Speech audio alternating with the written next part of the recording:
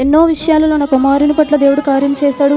ఒక్కసారి అయితే నా కుమారుని చేతిలో కూడా లేడు, అంత చీకటి ప్రభావంలో కూడా ఆయన పరిశుద్ధాత్మ వలన ఇలా ప్రార్థన చేయగానే లెగిసి విచిత్రంగా అమ్మా అని నవ్వి అదొక గొప్ప అద్భుతం.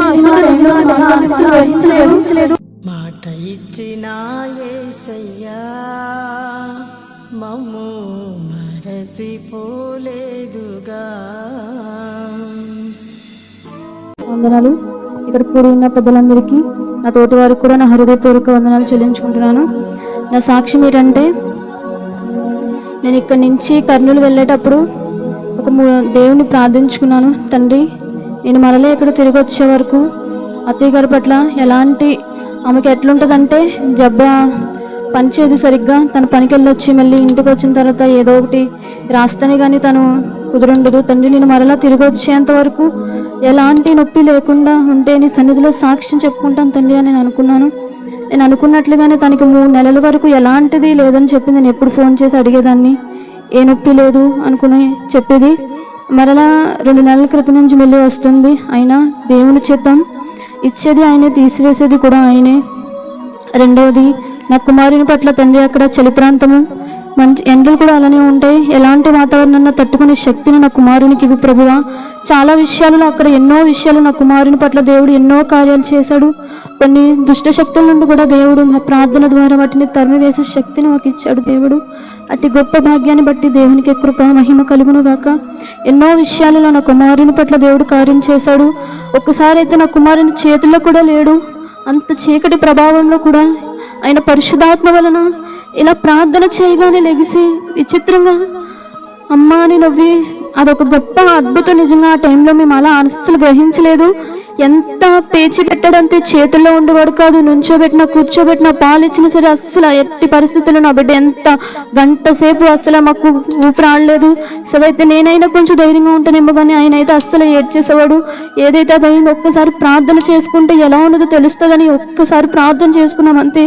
ఆయన పరిశుద్ధాత్మ వలన కృప అదొకటి. మళ్ళీ నేను తండ్రి, ఇదివరకు మేము ఎన్నో సమస్యలు ఇరుక్కున్నాం ప్రభువా, అప్పుల బాధలో కూడా తండ్రి ఇటువరకు మేము అనుభవిస్తూనే ఉన్నాము. 3 సంవత్సరాలు 4 సంవత్సరాలు అవుతుంది ప్రభువా. అయినప్పటికీ మా సమస్యలు పెరుగుతున్నాయి తప్ప తగ్గడం లేదు. ఈ సంవత్సరమైనా ప్రభువా నేను మరలా ఇక్కడికి వచ్చేసరికి నాకు ప్రతి సమస్య తీరిస్తే నీ సన్నిధిలో సాక్ష్యం ఇస్తాను అనుకున్నాను. ఆయన అనుకున్నట్లుగానే నాకు కొన్ని సమస్యలు తీర్చాడు. ఇంకా పెద్దది ఒకటి ఉండిపోయింది, అది కూడా దేవుని చిత్తము. ఏది ఆయన పైన భారము మోపకూడదు. మన వంతు సహాయము మనం చేసుకుంటేనే ఆయన వంతు ఆయన సహాయం చేస్తాడు. ఇంకా టైం ఉంది. ఆయన మహిమ, ఆయన కృప వలన అది కూడా తీరిస్తే నేను గొప్పగా సాక్ష్యం చెప్పుకునే విధంగా ఆయన నన్ను ఉంచుతాడని నేను అనుకుంటున్నాను. మరలా నా దేవుడు నా కుమారునికి ఎందుకో తెలీదు, నేను ఎంతలా చూసినా నేను ఎక్కడ తప్పు చేస్తున్నానో నాకు తెలియదు. అయినప్పటికీ నా కుమారుడికి ఎందుకు ఇలా జరుగుతుందని నేను ఎన్నోసార్లు బాధపడ్డాను. నాకు పెట్టచ్చు కదా తండ్రి, నోరు లేని కుమారుడు ఏం చెప్పగలడు తండ్రి అని నేను ఎన్నోసార్లు ఏడ్చాను. అయినప్పటికీ నా కుమారుని పట్ల నేను కొవ్వూరు హాస్పిటల్ తీసుకెళ్తే బాగాలేదని ఆయన ఎక్స్రే తీసామ్మా, నిమో వచ్చిందమ్మా, కుమారుని అర్జెంటుగా పెద్ద హాస్పిటల్ తీసుకెళ్ళాలని చెప్పారు. సాగర్ హాస్పిటల్కి రాశారు. నెక్స్ట్ హాస్పిటల్ ముందు కూడా అక్కడ చూపించడం జరిగింది. అక్కడ తీసుకెళ్తే ఆయన లేరని చెప్పారు. మాకేం చేయాలో అర్థం కాలేదు, ఎక్కడ చూపించాలో కూడా పెద్దగా ఐడియా లేదు. మగవాళ్ళు కూడా ఎవరు లేరు తండ్రి, ఏం చేయాలని అనుకుంటే అప్పుడు వెంటనే మా అన్నయ్యల అబ్బాయిని కూడా అక్కడ చూపించాను. పెద్ద హాస్పిటల్లో రాజమండ్రి తీసుకెళ్ళు, అంతా బాగానే ఉంటుంది, వాళ్ళ మెయింటెనెన్స్ కూడా అంతా బాగానే ఉంటుంది, ఏం పర్లేదంటే అప్పుడు నేను వెంటనే తీసుకెళ్ళడం జరిగింది. దేవుని కృప వలన నిజంగా అక్కడ ఉంచాలో వద్దో నేను ఎంతో టెన్షన్ పడ్డాను.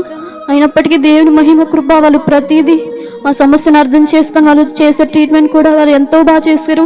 అయినప్పటికీ అది దేవుని చిత్తం, అది దేవుని కృప మాత్రమే. నా కుమారునికి ఇంకా ఎలాంటి ఇబ్బంది లేకుండా మీ అనుదిన ప్రార్థనలో ఉంచండి. అలాగే అత్తగారి పట్ల కూడా మీ కార్యము మీ ప్రార్థనలో ఒకసారి జ్ఞాపకం చేసుకోండి. ఆ కుమార్తెకు అయినా అద్భుతంగా కార్యం చేయాలి. ఆ బిడ్డకు కూడా అనారోగ్యంతో ఉంది. ఆ జబ్బు నొప్పి నుంచి తన బలహీనత నుండి దేవుడు తొందరగా తొలగించాలని, నా భర్త మళ్ళీ ప్రయాణం ఆయన వెలుచుండగా ఆయన కాపుదల నా భర్త పట్ల ఉండడానికి, మాకు సహాయం చేయడానికి నా చిన్న సాక్ష్యం దేవుడు దీవించబడును గాక.